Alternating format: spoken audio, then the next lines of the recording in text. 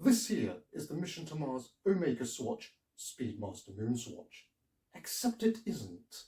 What I actually have here is a replica. Here's a bit of background for you. Swatch is selling the Speedmaster Moonswatch in selected stores only.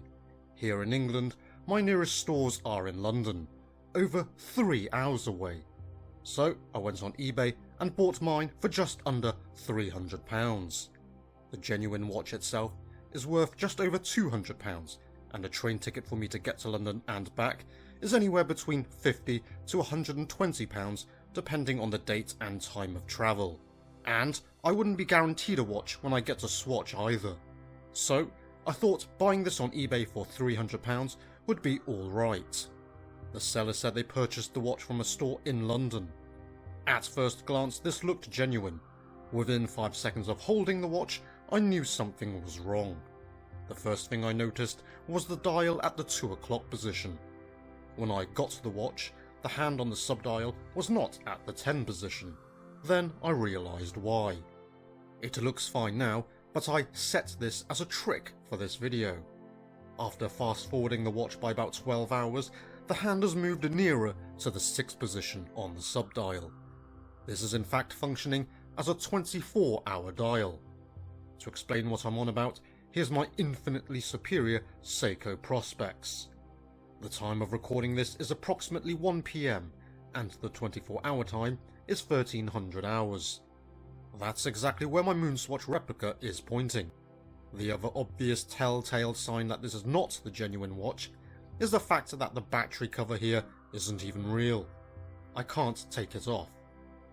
Below the fake battery cover is a black S next to the white S in Mars. In fact, the whole back plate just looks wrong, and I need to take the whole thing off to change the battery.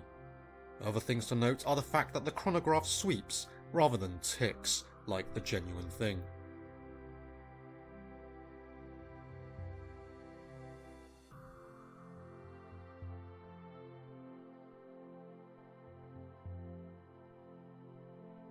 This is some kind of glass, whereas the genuine is plastic.